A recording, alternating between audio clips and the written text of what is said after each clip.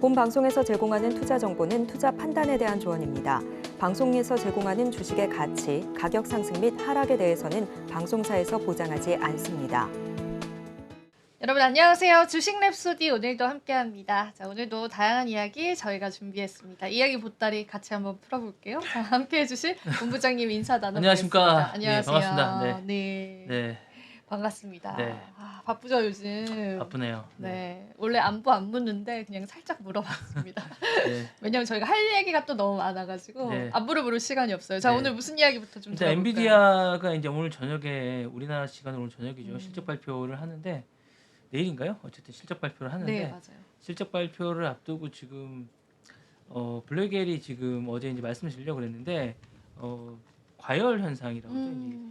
그러니까 과열 현상이 계속 발생되면서 주가가 계속 떨어지고 있어요. 실적 발표를 앞두면 원래 이제 기대감 때문에 엔비디아 같은 경우는 이제 도대체 얼마를 할까라고 하면서 이제 잠시 이제 지난 어제는 이제 떨어졌다가 폐장 후에 이제 다시 회복을 했거든요. 그래서 어쨌거나 어제도 상당히 좀 떨어진 편이고 140.15달러로 이제 장을 마감했는데 폐장 후에 140.60달러로 이제 끝났습니다. 그러니까 그래서 이제 그저께는 중간에 시총 1위도 회복을 못할 정도로 별로 맞아. 시총 2위로 떨어지기도 했습니다. 1위였는데 그래서 엔비디아가 지금 뭔가 좀 위기가 있는 게 아닌가라는 부분이고 도대체 블랙엘에 뭐가 문제가 되느냐 이제 이런 얘기를 좀 드리고자 오늘 잠깐 왜냐면 블랙엘이라는 게 사실은 이제 차세대에 가장 많은 분들이 관심 있게 보는 거고 이런 거라서 이제 좀 말씀을 드려야 될 것 같아서 편안하게 들으시면 됩니다. 저도 사실은 크게 잘 몰랐어요. 편안하게 듣겠습니다. 네.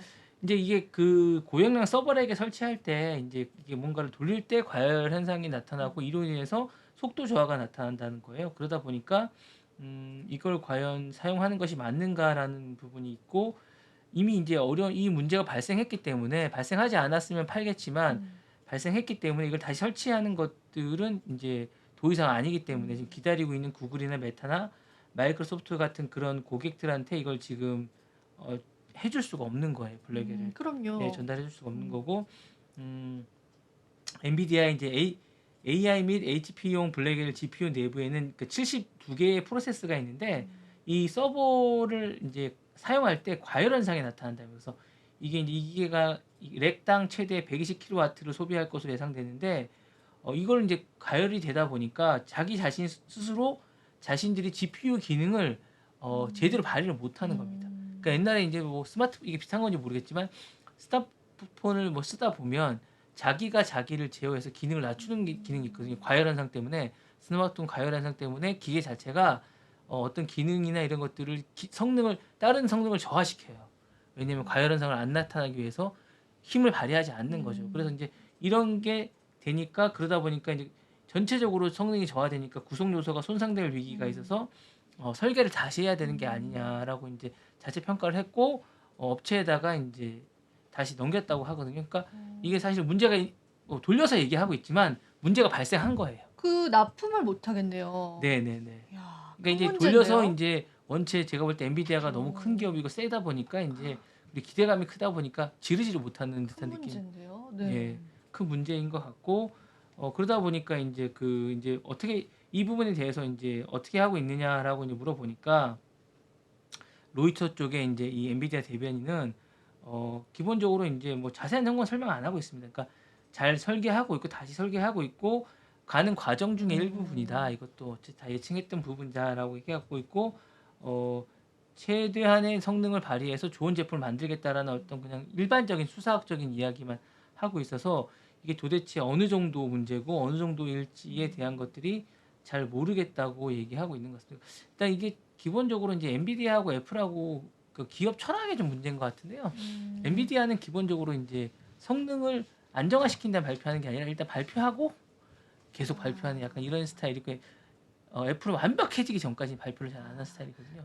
약간 쇼맨십이 있는 거네요. 쇼맨십도 있다고 하지만 이제 시장에 내놓고 약간 그런 것 좀 있는 것 같아요. 시장에 내놓고 하면서 발전. 옛날에 삼성도 약간 그런 식이었거든요. 그러니까 내놓고 이제 뭐 문제가 발생하면은 네. AS를 하면서 기술력들을 예, 계속 진보시켜 약간 나가는 그런 거죠. 스타일로 지금 가는. 왜냐면 이게 그 전까지 없던 모델이다 보니까 음. 계속 문제가 발생할 수밖에 없고 완벽하게 할 수 있다는 게 사실상 자체가 좀 불가능한 거라고 생각이 들거든요. 왜냐면 기존에 없던 제품들과 기존에 없던 성능들을 업그레이드 시키다 보니까 주변 부분들이 안정화되고 이미 많은 어떤 케이스나 이런 것들이 없다 보니까 도대체 이게 계속 갈 수 있느냐에 대한 부분이 문제가 되고 어떤 서로가 조화를 이룰 수 있는 부분들이 좀 시스템 안정화에 좀 문제가 있을 수밖에 없고 가다 보면 그렇게 될 수밖에 없다고 생각이 들기 때문에 요 부분에 대해서 지금 계속 연구를 하고 있는 것 같습니다.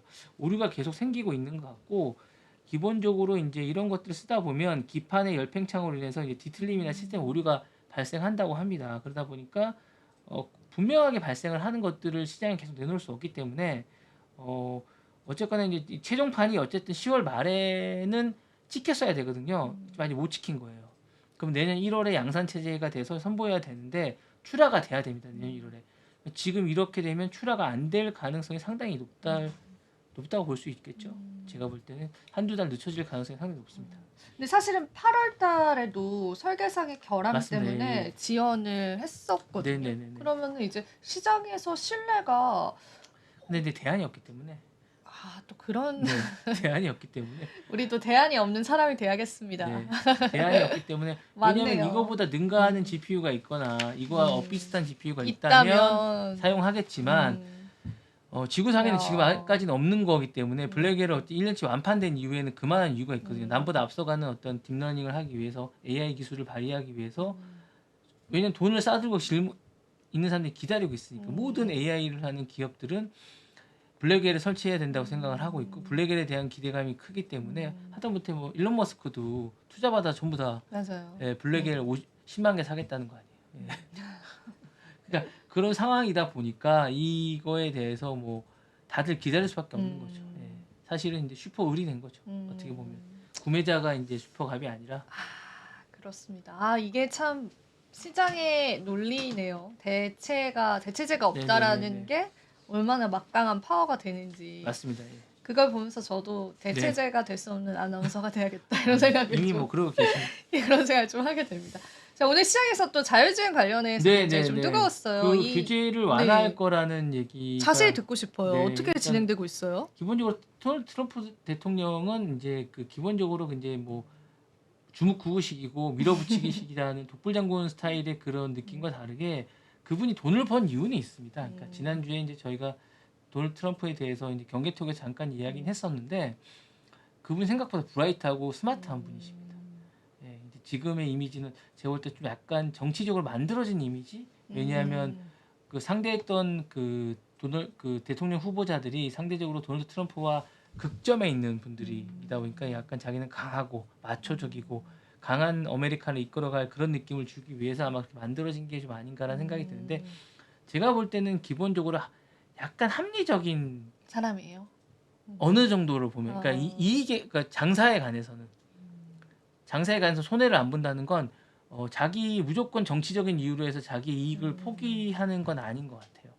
제가 볼 때. 그러니까 이제 전기차 부분은 과감하게 자기가 화석연료나 이쪽에 천연자원 쪽에 더 에너지 쪽에 자기가 더 있기 때문에 대척점이 있기 때문에 이쪽 부분은 자기가 이제 지원금 같은 것들 삭감하는 것들은 원칙으로 하지만 자율주행 관해서는 기본적으로 이게 빅테크 쪽에서 큰 돈이 되고 향후에 먹거리가 된다는 걸 알고 있기 때문에 완화할 곳 기본적으로 자기가 보조금도 주겠다는 입장이거든요. 그래서 그러다 보니까 테슬라도 급격하게 자신들의 회사를 약간 방향성이나 어떤 정체성을 약간 바꾸고 있는 것 같아요. 전기차 기업이 아니라 자율주행차 기업으로 약간 자신들의 정체성을 맞아요. 소프트웨어 쪽 FSD. 예, 계속 그쪽으로 자신들의 정체성을 바꾸고 있고 전기차 시장은 이미 이제 제가 좀 이따 말씀드리겠지만 미국은 이미 테슬라의 거의 판이라고 보시면 되거든요. 그래요? 예, 보시면 거의 테슬라가 50% 넘게 저희 차지하고 있기 때문에 다른 기업들이 그리고 중국차가 일단 못 들어가고 있기 때문에 기본적으로 테슬라가 많이 차지하고 있습니다. 그래서 그쪽은 이제 자신들이 더 이상 포화 상태라고 또 보는 것 같고 왜냐하면 전기차 부분을 기존의 상용차들이 많이 따라오고 있어요. 그 벤츠나 하다못해 이제 그 현대 기아차도 한 10% 가까이 되거든요. 미국 시장에서. 그러니까 이제 많이 지금은 이제 테슬라가 이제 그렇게 됐지만 기술력이나 다른 부분에서 많이 따라오고 있거든요. 그래서 이제 그 부분을 이제 어떻게 테슬라가 극복하느냐는 건 기술적으로는 한계가 있고 시장 자체가 포화 상태니까 자신은 그냥 자율주행적으로 그러면서 공유를 또 확대하는 이런 방침으로 이제 아예 좀 자신의 벽을 좀 높이겠다는 생각인 것 같은데요. 그러다 보니까 이제 테슬라의 이런 어떤 기업의 가치나 변화에 따라서 이제 그리고 이제 친정부 기업 유일한 빅테크 중에 유일한 친정부 기업이다 보니까 전 거래일보다 이제 5.62% 상승했으면서 338.74달러로 얘기를 했더라고요. 오늘 뭐 보니까 그래서 시총도 이제 1조 달러를 떨어졌었는데 1조 달러로 다시 넘어섰고요. 오늘 기사를 어디 보니까 미래에셋인가요? 그쪽에서 이제 보고서를 냈는데 390달러인가 이렇게 잡았더라고요. 이야. 목표 상향치를. 근데 이제 근거는 별로 없더라고요. 그냥 그냥 적었어요. 아니 그냥 네. 제가 보기엔 근거 그러니까 음. 이게 뭐 잘 될 거고 자율주행 어쩌고 이렇게 썼는데 이게 사실은 다 미래에 예측한 것이라 잘 모르겠습니다. 어쨌든 그런데 그리고 이제 전기차 다른 기업들도 이제 같이 자율주행이 아님에도 불구하고 일부 상승을 보였습니다. 그래서 리비안이 좀 이따 말씀드릴 텐데 리비안이 폭스바겐하고 이제 합병을 해서 뭔가 하나 만듭니다. 그래서 리비안도 0.1% 올랐고 루시드도 6.47% 올랐어요. 니콜라는 사실은 제가 볼 때 이게 트럭이 계속 문제가 되는 것 같아요. 그러다 보니까 13.68% 하락했습니다. 리콜 문제가 또 발생했거든요.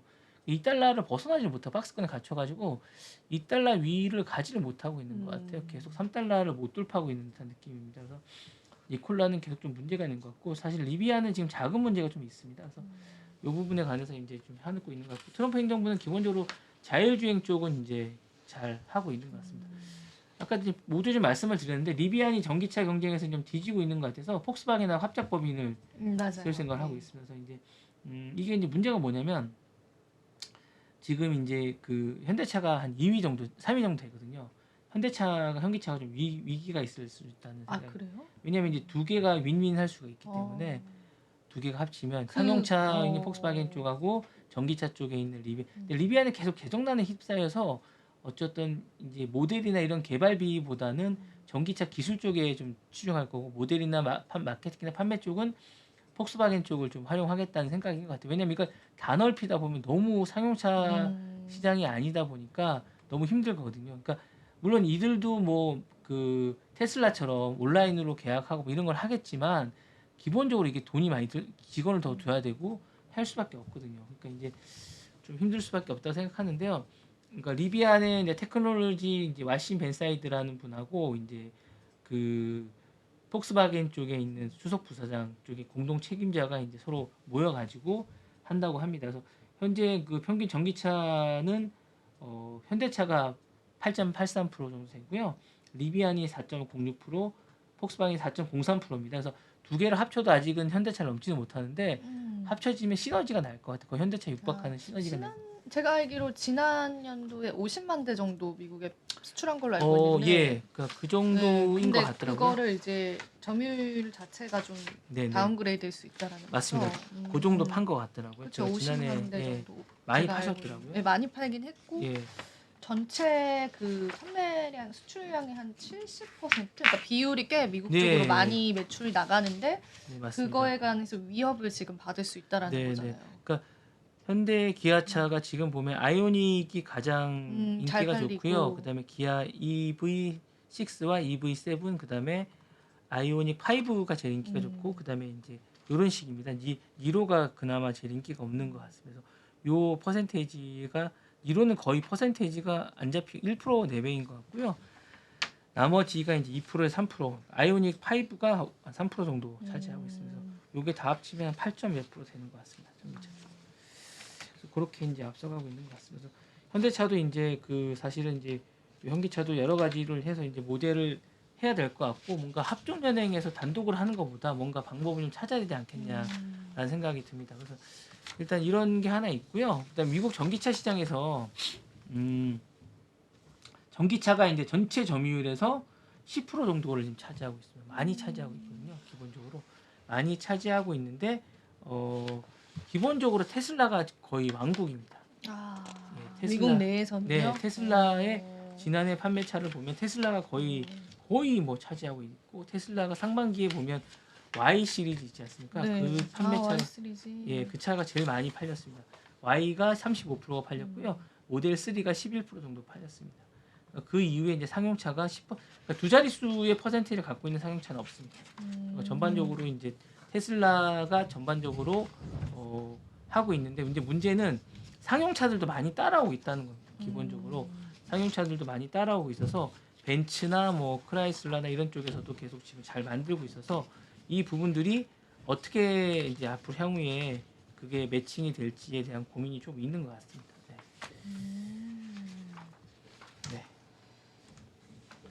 그러면 이제 위협을 받을 수 있다라는 거에다가 추가적으로 보조금 폐지 악재도 좀 있으니까 네네. 우리나라 국내 자동차 기업들이라든지 2차 전지 기업들에게도 좀 계속 2차 전지는 기본적으로 좀 위협할 수가 있죠. 왜냐면 음. 피토르 이슈도 좀 있고 기본적으로 이제 미국의 테슬라가 어떤 방향으로 이제 할지 잘 몰라서 그리고 이제 기본적으로 이제 현대차는 미국 시장에 지난해 보니까 현기차 합쳐서 158만 대 정도 판 것 같아요.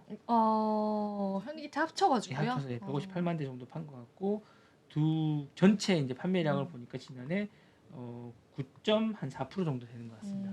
그러니까 낮지는 않아요. 현기차가 기본적으로 미국 시장이 상당히 현기차에게 차지하는 비중이 상당히 높은 거. 이 정도 판매하면 엄청나게 높은 거거든요. 그리고 두 기업 다 이제 동기 대비 성장률이 현대차 경우 23%, 그다음에 기아차 같은 경우 13% 정도 상승했거든요. 그러니까 기본적으로 미국 시장은 계속 지금 차량에 관해서는 시장이 계속 성장하고 있는 그런 느낌입니다. 그래서 기본적으로 이제 투싼이 제일 잘 팔리고 있는 것 같고 팰리세이드나 아이오닉 그다음에 스포티지 이렇게 팔리고 있는 것 같습니다. 제네시스도 잘 팔리고 있는 것 그래요? 제네시스 GV랑 GV80이 잘 팔리고 있습니다. 기본적으로 이제 그렇게 잘 팔리고 있다고 지금 보고서에 나와 있네요. 제가 보니까. 네, 좋습니다. 그럼 저희 또 추가적으로 무슨 내용 좀 나눠볼까요? 이제 그 검색 제국인 구글이 구글. 해체를 계속 하라고 이제 바이든 정부 쪽에서 얘기를 했었어요. 왜냐하면 그쪽에서는 이제 그 반독점이나 지금 기본적으로 바이든 정부가 추구하는 건 빅테크 기업들이 이제 한국과 다르게 뭉쳐 있잖아요. 그러다 보니까 독점일 가능성이 높은 거예요. 너무 시장을 다 잡아먹어 버리는 거예요. 그 구글이 그러니까 어느 순간에 크롬이 다 장악했더라고. 익스플로러를 다 이겨버렸더라고. 왜냐면 윈도우에 익스플로러 깔아줌에도 불구하고 맞아요. 크롬이 뭘로 이겼는지 모르겠지만 크롬 많이 검색 써요. 때문에 네. 이겼는지 모르겠는데 그게 제가 볼 때 핀테크가 컸던 것 같아요. 그래요? 우리나라는 핀테크. 왜냐면 그때 혹시 아는데 안전 그 뭐죠? 예전 은행 거래할 때 안전 거래하기 위해서 무슨 공인인증서요? 공인인증서뿐만 아니라 또 무슨 한 장 종이 OPT 전에 이렇게 그 전에 뭐 카드로 뭐 했던 게 있어요. 네. 안전카드 같은 게. 기억나요. 그러니까 그런 거 할 때 이제 우리가 뭘 깔잖아요. 그게 크롬은 안 됐던 기억이 나요. 잘. 근데 이제 익스플로러만 개발이 많이 됐었는데 어느 순간부터 개발자들이 이제 크롬용으로 많이 뭔가를 개발하다 보니까 크롬이 되게 이제 다운도 잘 안 되고 기본적으로 익스플로러가 계속 다운이 많이 됐던 기억이 나요. 근데 이제 크롬이 최적화되게 윈도우에 최적화되게 잘 만들면서 검색도 잘 되고 그래서 이제 뭐 여러 가지 뭐 엣지나 이쪽에서 뭐 빙이나 이런 것들 여러 가지 잘 만들고 있는데 그런 것들이 경쟁이 안 되다 보니까 지금 크롬이 거의 60% 이상을 차지하고 있습니다. 점유율이 꽤 많아졌네요. 그래서 이제 반독점 시행 기간이라고 이제 FTC라고 있습니다. 여기서 이제 떼내라. 기업을 분리해라. 알파벳에 있지 말고 크롬으로 하던가 기업을 크롬이라고 하던가. 네. 그럴 수 있겠다.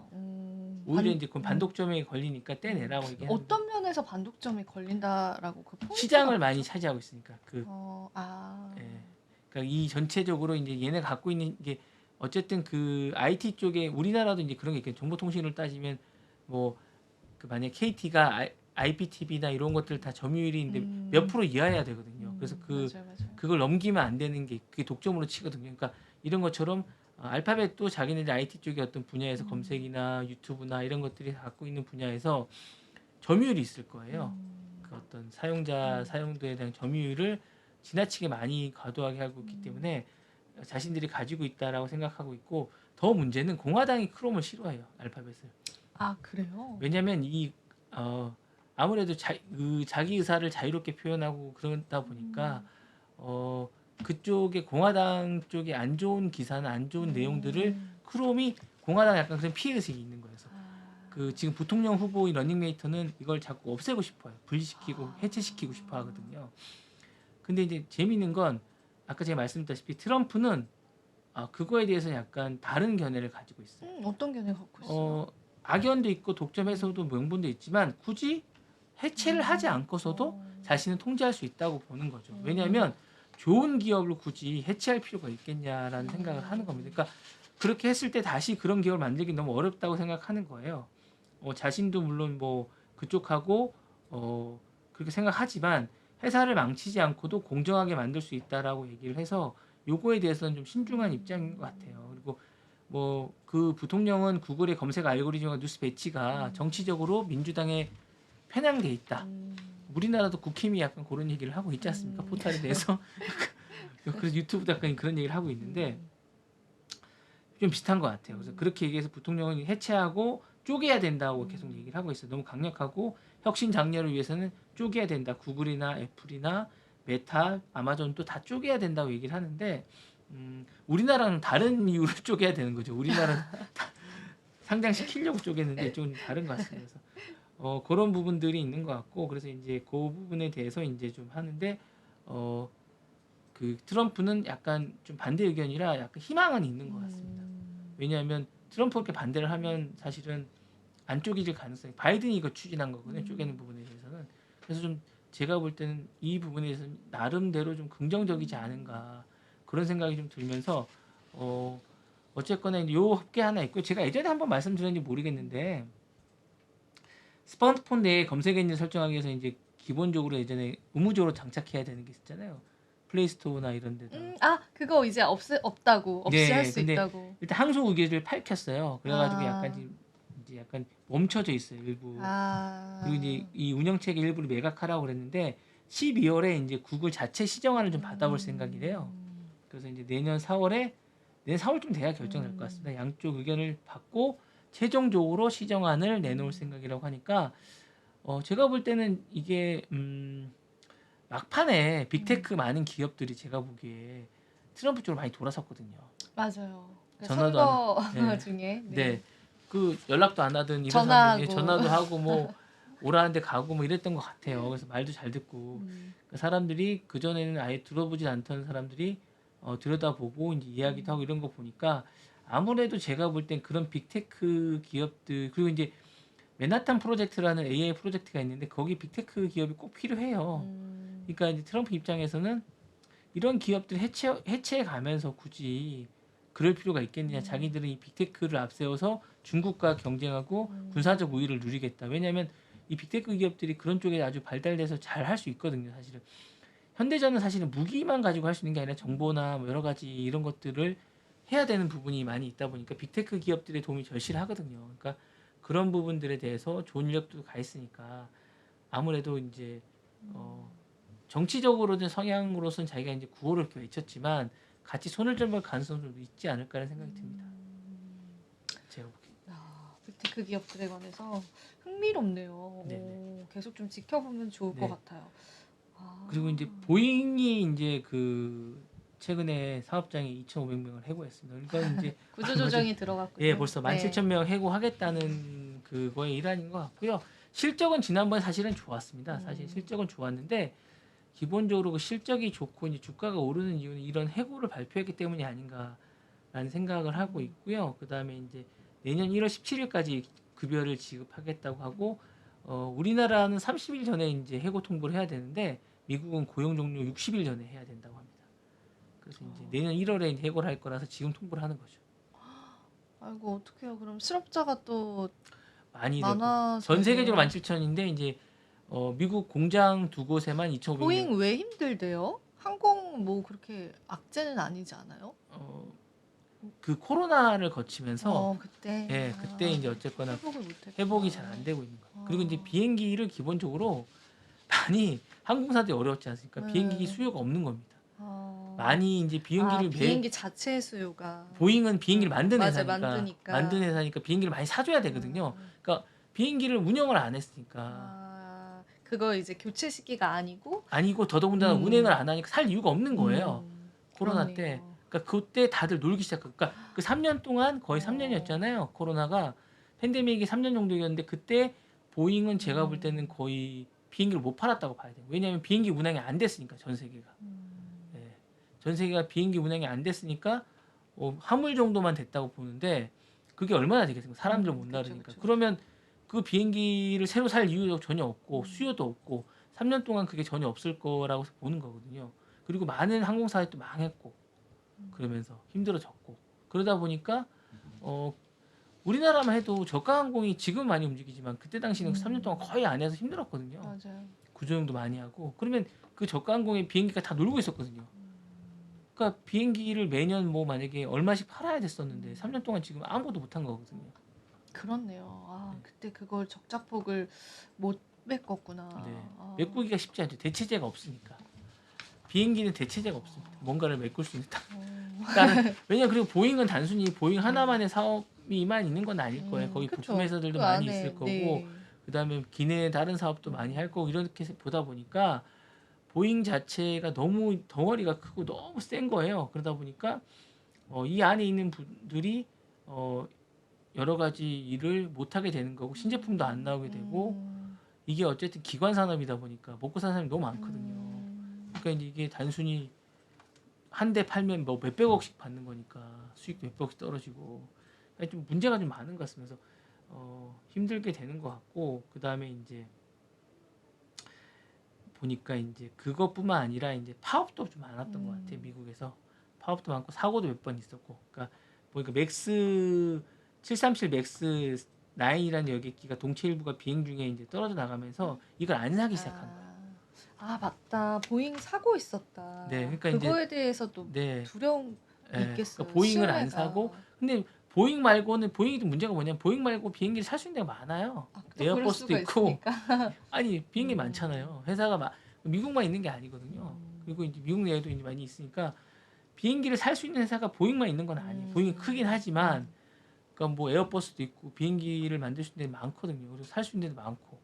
그러니까 이런 것들이 복합적으로 합쳐지면서 그리고 이제 제가 알기로는 이 파업을 되게 오래 했던 걸로 알고 있어요. 아 파업 문제가 또 있었군요. 그러면서 이제 이 항공기 운항이나 제작의 운항에 어려움을 겪고 그 여파로 지금 이렇게 된 게 아닌가라는 생각이 진짜 듭니다. 많이 하네요 구조조정. 미국이 지금 벌써 큰 기업들이 구조조정을 몇 번째 하는 건지 모르겠어요. 그러니까 이제 AI 빼고는 지금 거의 구조조정을 하는 것 같아요. 힘든가 봐요 경기가. 그리고 이제 그 팬데믹 이후의 영향을 지금 기본적으로 그대로. 많이 받는 것 같아요. 어. 여행사들도 지금 호황이라고 맞아. 하지만 그때의 힘들었던 어떤 손실을 아직까지 잘 못 메꾸고 있고 힘들어하는 것 같더라고요.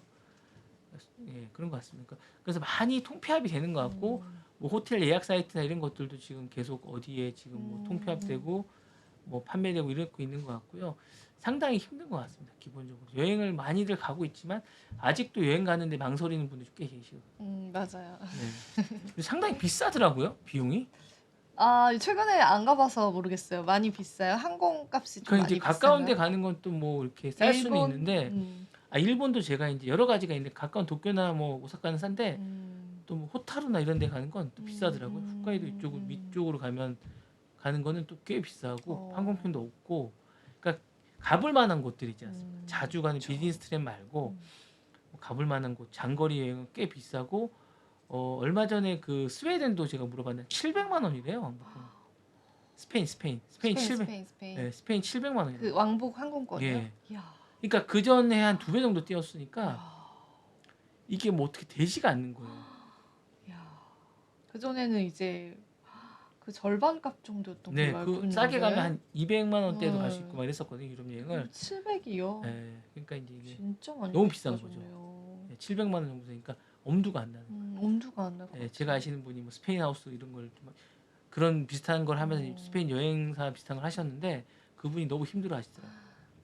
전반적으로 참 힘드네요. 네, 업계가 다 지금. 맞습니다. 내수도 안 좋고. 그럼에도 불구하고 우리 이재환 아나운서는 암호화폐로 지금 상당한 전혀요. 수익 하고 계신데 빨리 해주시죠. 네, 이제 저의 마지막 코너 또 5분을 주셨기 때문에 감사한 5분 받고 그 5분 꽉꽉 채워볼게요. 시세부터 한번 같이 볼게요.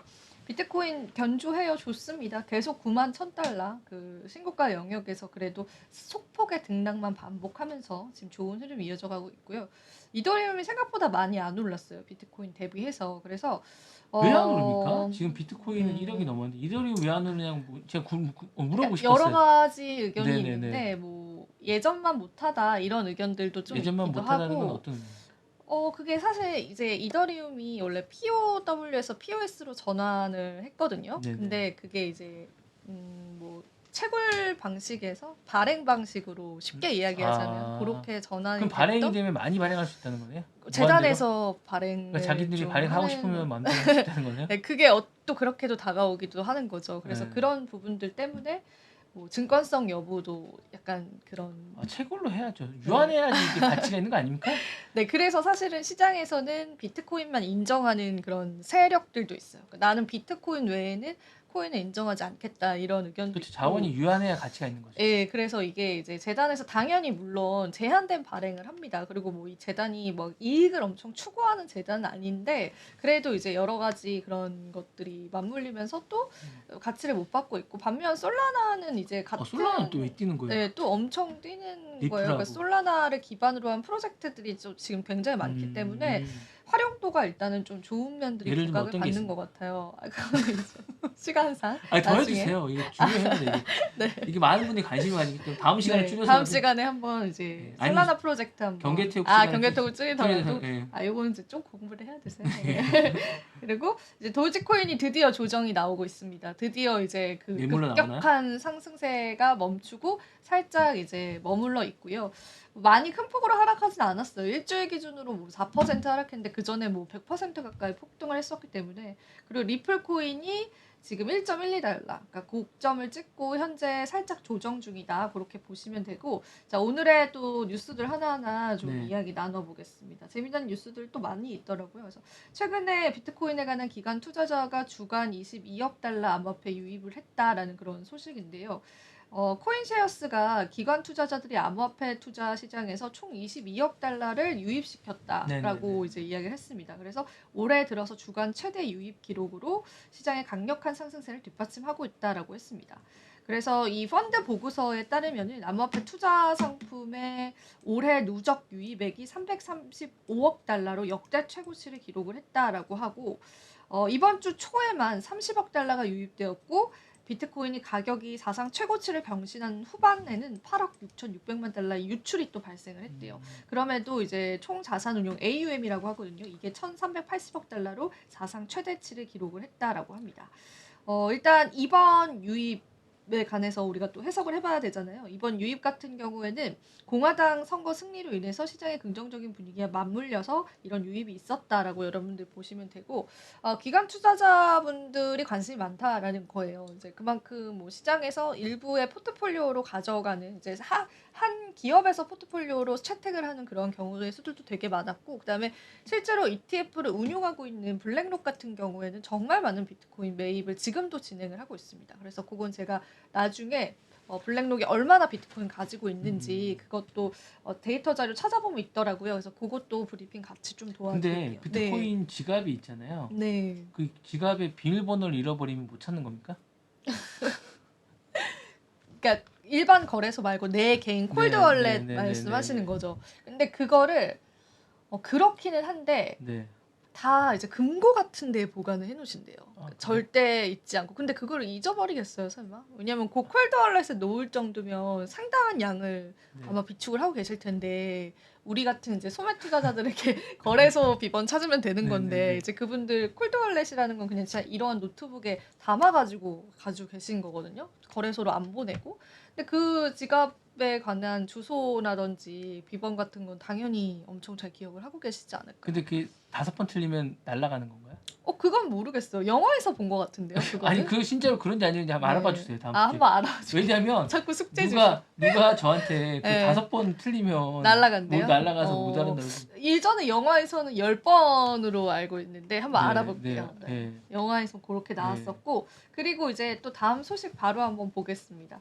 자 그리고 마지막 이제 뉴스 재밌는 뉴스 있어서 가지고 왔는데 상장사의 비트코인 보유 현황을 정리를 잘 해놓으셨더라고요. 그래서 우리나라 기업들도 비트코인을 사놓은 회사들이 있어요. 위메이드, 네오위즈, 게임사들이죠. 요 회사들 사놨고 넷마블도 사놨고요. 엑셈도 사놨고 펄어비스, 티사이언, TP 요 기업들이 사놨는데 3분기 말에 보유 수량과 비트코인 굉장히 많이 올랐잖아요. 네네. 그리고 나서 지금 3분기 말 대비 현재 가치 증가액이에요. 그러니까 네. 얼마나 돈을 벌었느냐가 위메이드가 96억을 벌었고요. 요번에 네오위즈는 53억, 넷마블은 3억.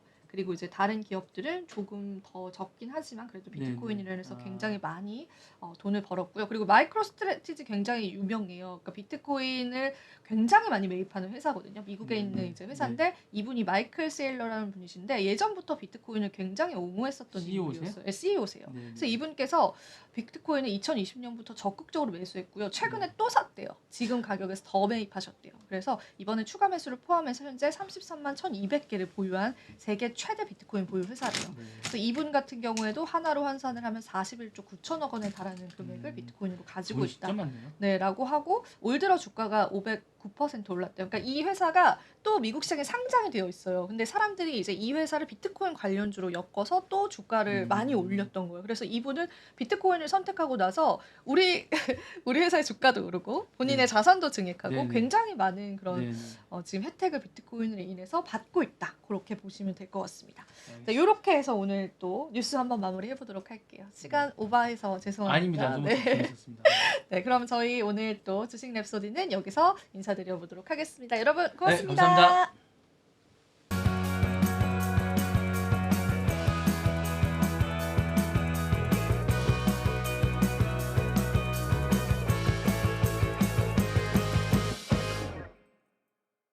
시청자 여러분 안녕하세요. 국내외 모든 경제 뉴스를 한눈에 파악해드리는 모두의 증시 진행의 최민주입니다. 증시 뉴스 전달드리겠습니다. 첫 번째 뉴스입니다. 도널드 트럼프 전 대통령 당선 이후 비트코인의 상승세가 이어지고 있는 가운데 또다시 사상 최고치를 경신했는데요. 시장에서는 지정학적 불안 속에서 비트코인이 안전자산으로 주목받고 있다는 분석도 나오고 있습니다. 현지 시간 19일 미국 가상화폐 거래소 코인베이스에 따르면 비트코인은 오후 5시 9분 기준 92,355달러, 우리 돈 약 1억 2,869만 원에 거래를 마쳤습니다. 이날 한때 94,000달러를 넘는 등 또다시 최고가를 기록하며 지난 13일 사상 최고치 기록을 단 6일 만에 갈아치웠습니다. 미 대선이었던 5일 7만 달러 선 아래에서 거래되던 비트코인은 약 2주 만에 35% 이상 상승하며 고공행진을 이어가고 있습니다. 특히 이번 상승은 러시아와 우크라이나 간의 긴장이 고조된 가운데 나왔습니다. 푸틴 대통령이 핵무기 사용 가능성을 언급하는 등 지정학적 리스크가 커지는 상황에서 비트코인이 상승세를 유지하고 있다는 점이 눈길을 끕니다. 과거에도 비트코인은 금융시장의 위기 상황에서 안전자산으로 부각된 바 있습니다. 2023년 초 미국 지역 은행 시스템 위기가 발생했을 때도 비트코인 가격은 상승세를 보였습니다. 다만 비트코인의 장기적 안정성을 두고는 우려도 제기됩니다. 미 CNBC는 비트코인이 역사가 짧고 변동성이 커 단기 투자자에게 유리한 위험 자산으로 분류될 수 있다며 지속적으로 매력적인 투자처로 보기에는 한계가 있다고 지적했습니다. 비트코인의 이번 상승세가 언제까지 이어질지 시장에 이목이 집중되고 있습니다. 지정학적 불안이 커지는 상황에서 투자자들의 선택이 어떤 방향으로 이어질지 주목됩니다.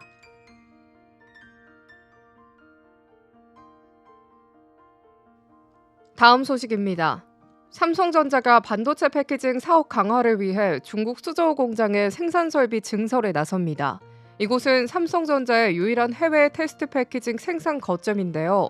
이를 위해 반도체 장비 매입 매각을 계약을 체결하며 약 200억 원 규모의 투자를 단행했습니다. 패키징 기술은 반도체 성능과 효율을 좌우하는 핵심 요소로 특히 차세대 메모리 제품인 HBM4의 생산에 필수적으로 SK하이닉스와의 경쟁에서 격차를 줄이기 위한 전략으로 풀이됩니다. 수저우 공장은 패키징 공정 혁신과 생산 효율화를 목표로 하고 있습니다. 삼성전자는 최근 이정삼 부사장을 수저우 공장 법인장으로 발령하며 현지 생산 역량 강화에 박차를 가하고 있습니다. 국내에서는 충남 천안에 대규모 투자 계획을 발표했습니다. 삼성전자는 천안시와 협약을 맺고 2027년 말까지 HBM 생산을 위한 첨단 패키징 설비를 구축할 예정입니다. 천안 캠퍼스에서는 5세대와 6세대 등 최신 HBM 제품의 적층 공정이 확대될 전망입니다. 또한 삼성전자는 일본 요코하마의 첨단 패키징 연구개발센터 어드밴스드 패키징 랩을 연내 가동합니다. 이곳은 인공지능과 5G 등 고부가 가치 칩을 위한 연구를 포함해 차세대 HBM 패키징 기술 개발에 초점을 맞출 예정입니다. 삼성전자는 2028년까지 3,600억 원을 투자해 기술 경쟁력을 강화할 계획입니다. HBM4는 기존 8단에서 12단으로 단수가 늘어나며 GPU와 메모리를 수직으로 배치하는 3D 패키징 방식이 요구됩니다. 이에 따라 삼성전자는 하이브리드 본딩 기술 등 첨단 기술 개발에 집중하고 있습니다. 첨단 패키징 기술 투자에 박차를 가하며 HBM 시장에서의 입지 강화를 꾀하고 있는 삼성전자가 SK하이닉스와의 격차를 줄이고 차세대 반도체 경쟁에서 우위를 점할 수 있을지 주목됩니다.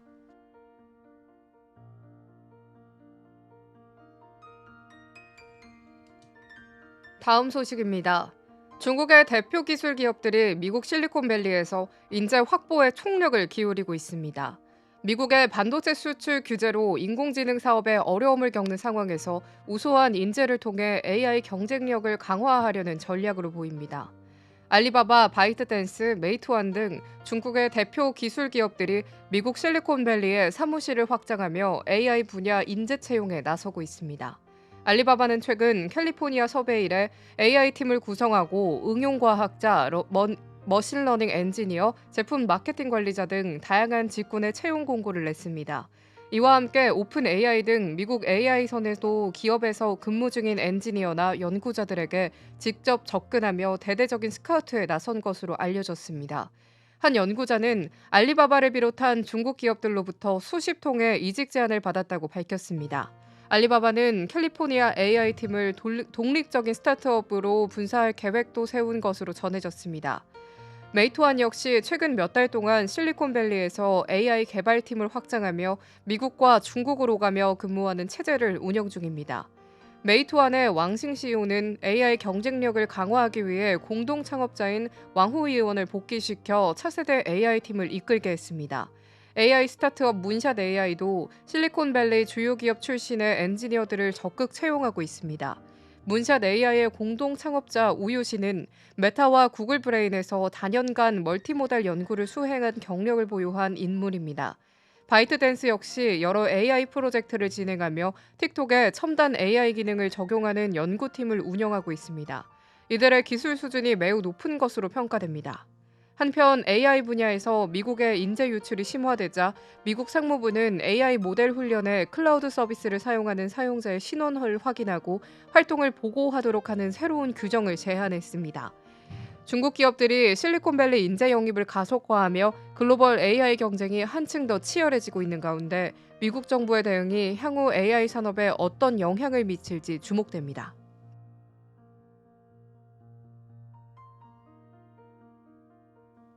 다음 소식입니다. 애플이 아이폰 16 판매 금지 조치를 풀기 위해 인도네시아 정부에 약 1억 달러, 우리 돈으로 약 1,390억 원의 규모의 투자 제안을 했습니다. 이는 애플이 당초 계획했던 자카르타 남동쪽 반둥 지역 부품 공장 건설 비용의 10배에 달하는 금액입니다.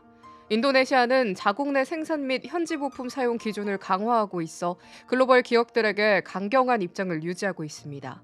블룸버그 통신에 따르면 인도네시아 정부는 애플 측의 현지 스마트폰 연구 개발에 더 초점을 맞추는 방식으로 투자 계획을 수정할 것을 요구한 것으로 알려졌습니다.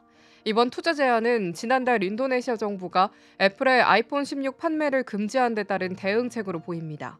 인도네시아 산업은 애플이 자국 내 스마트폰과 태블릿의 40% 이상의 현지 부품을 사용해야 한다는 기준을 충족하지 못했다고 밝혔습니다. 현재 애플은 인도네시아 내 개발자 아카데미를 통해 1조 5천억 루피아, 약 1,321억 원을 투자했으나 이는 당초 약속한 1조 7천억 원 루피아에 미치지 못하는 상황입니다. 이와 함께 구글 역시 픽셀폰 판매가 금지된 상태입니다. 올해 10월 취임한 프라보워 수비안토 대통령은 국내 산업 활성화를 최우선 과제로 내세우며 해외 기업들의 현지 제조 확대를 압박하고 있습니다. 인도네시아는 2억 8천만 명의 인구와 특히 기술 친화적인 젊은 소비층을 기반으로 글로벌 빅테크 기업들에게 중요한 시장으로 평가받고 있습니다. 블룸버그는 인도네시아 정부의 강경한 입장은 다른 기업들에게 위협이 될 수 있다며 특히 대중국 의존도를 줄이려는 기업들에게는 더욱 그러하다고 분석했습니다. 동남아 최대 경제국인 인도네시아의 이 같은 조치가 글로벌 기업들에게 어떤 영향을 미칠지 주목됩니다.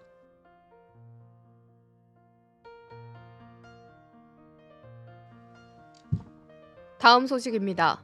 도널드 트럼프 미국 대통령 당선인이 하워드 러트닉 켄터 피츠제럴드 최고 경영자를 차기 상무부 장관으로 지명했습니다. 상무부는 산업 및 경제 정책을 총괄하는 부처로 러트닉은 특히 관세와 무역 정책을 총괄할 것으로 보입니다. 트럼프 대통령 당선인은 현지 시각 19일 자신의 트루셜 소셜 계정을 통해 하워드 러트닉이 상무부 장관으로서 트럼프 2기 행정부에 합류하게 되어 기쁘다고 밝혔습니다. 또한 러트닉은 상무부 장관직 외에도 미국 무역대표부의 주요 업무를 맡아 관세와 무역 의제를 직접 이끌 것이라고 강조했습니다. 러트닉은 금융권에서 잔뼈가 굵은 인물로 뉴욕의 자선 행사에서 트럼프 당선인과 인연을 맺은 이후 공화당과 민주당을 아우르는 정치권 네트워크를 구축해왔습니다. 러스틱이 이끄는 켄터 피츠제럴드는 달러 기반 스테이블 코인인 테더의 준비금을 관리하는 기관으로 러스트닉은 트럼프 당선인을 가상자산 지지자로 전향시키는 데 핵심 역할을 한 것으로 알려졌습니다. 트럼프 대선 승리 이후에는 정권 인수팀 공동위원장을 맡아 행정부 구성 작업을 이끌기도 했습니다. 러트닉은 당초 재무부 장관 후보로 거론됐으나 다른 후보였던 스콧 베센트와의 갈등으로 트럼프 당선인이 재무부 장관직 후보를 원점에서 재검토한 것으로 전해졌습니다. 현재 재무부 장관직에는 케빈 워시 전 연준 이사와 월스트리트 억만장자 마크 로완이 후보로 물망에 오르고 있습니다. 러트닉이 상무부 장관으로 최종 확정되면 반도체, 사이버 보안, 특허 등 광범위한 분야에서 미국 경제와 산업 정책을 주도하게 됩니다. 특히 트럼프 당선인의 관세 부과 정책에 긍정적인 입장을 보인 만큼 관세와 통상 업무에서 막강한 역할을 수행할 것으로 보입니다. 러트닉은 트럼프의 유세에서 미국이 가장 번영했던 시기는 소득세 대신 관세만 부과했던 1900년대 초반이었다며 관세 정책을 적극 지지하는 발언을 한 바 있습니다. 앞으로 트럼프 2기 행정부의 경제 정책을 이끌 상무부 장관 인선이 어떤 결과로 이어질지 주목됩니다.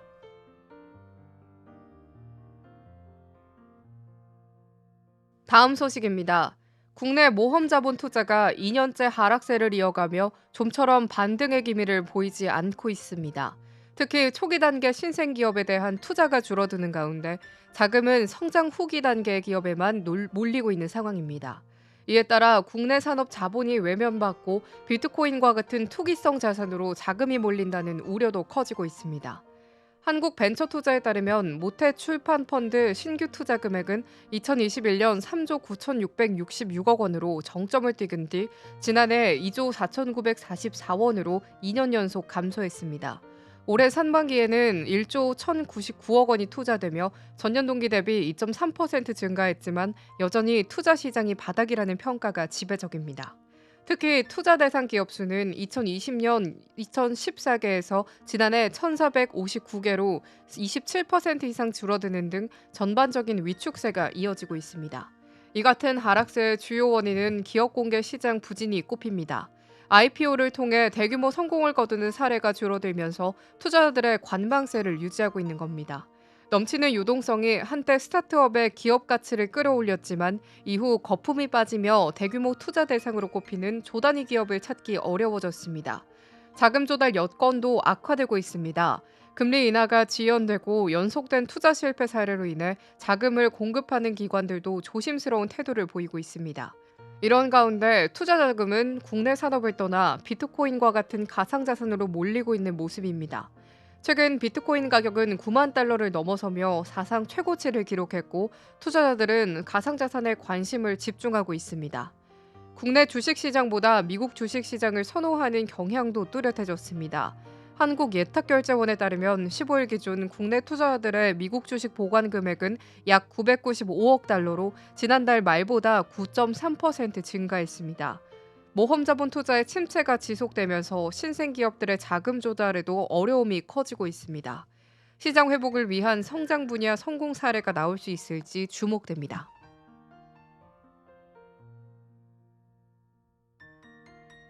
네. 이상으로 모두의 증시 마칩니다.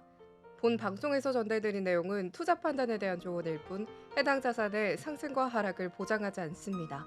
시청해주신 여러분 고맙습니다.